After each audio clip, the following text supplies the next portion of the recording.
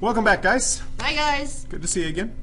We're going to be doing some math with sig figs today. Ooh, I bet there are some rules with this, Mr. Kane. There's only 2 sets of rules, so it's not too bad. All right.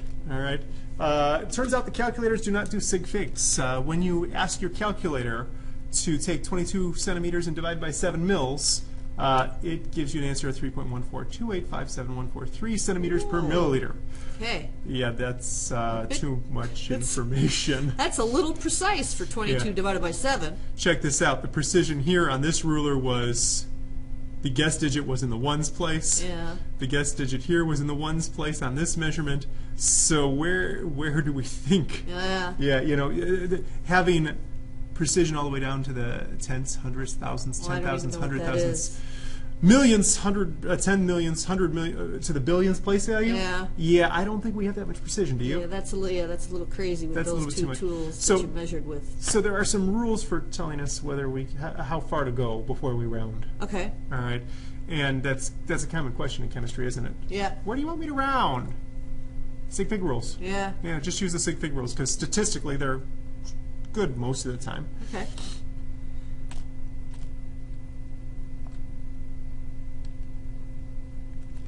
Multiplication and division for significant figures. You count the number of significant figures in each value of your problem, do the operation, round the answer to have the same number of sig figs as the number with the smallest number of sig figs in the problem. Mm-hmm. Okay, so it's number of. Multiplication and division is number of sig figs, yeah? Yeah, okay. So if we were going to do a problem such as 20.4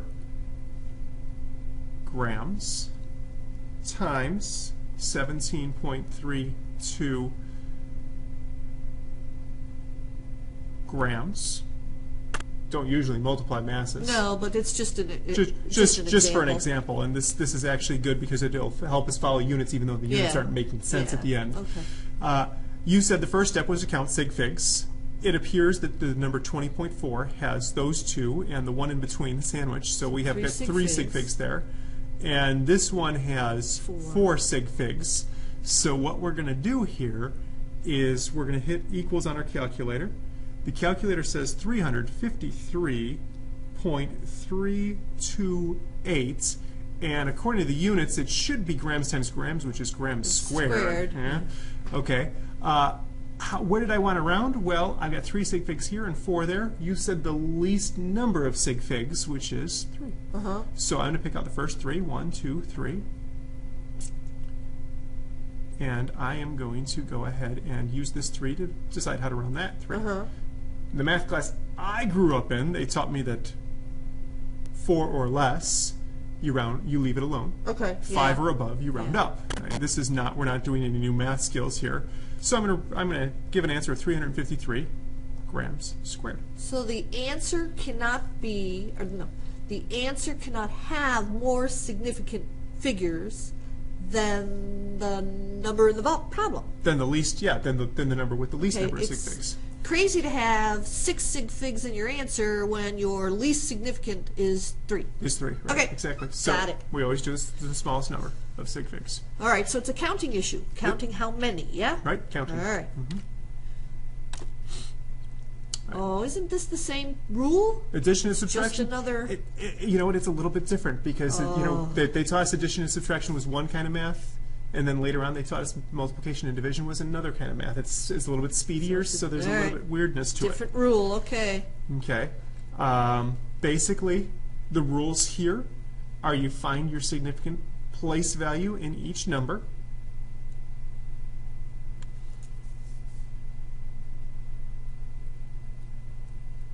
You find your last significant place value in each number. Okay. You do the mathematical operations, and then you round to the place of least significance from step 1. Okay, so addition, subtraction is place value. Place value, not number. Okay. So you're worried about your place value. It's place value. Right. Got it. This should be clear through an example. Let's try this out. If we actually do the math here, 20.4. I like to do this the way they taught way back when in grammar school. Yeah, the old-fashioned way. The old-fashioned way without a calculator. So I add the 9, the 6, the 2, the 7. Actually, I'm not following the rules. I'm not following the order properly.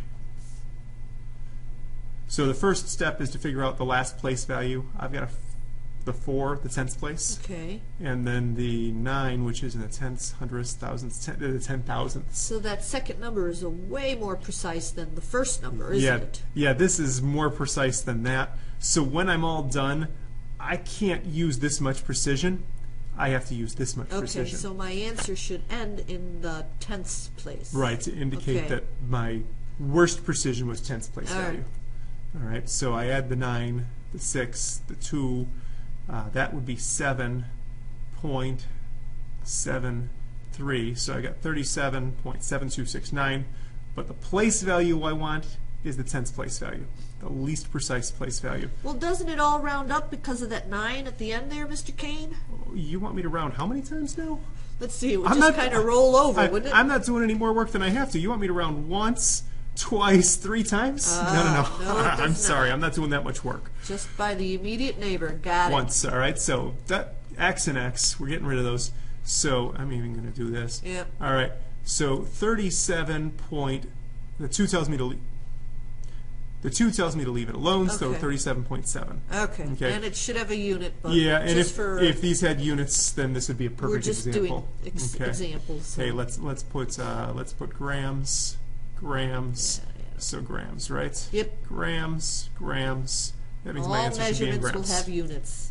Okay. And notice this, guys. When you add, the units don't multiply, so it's just grams, right?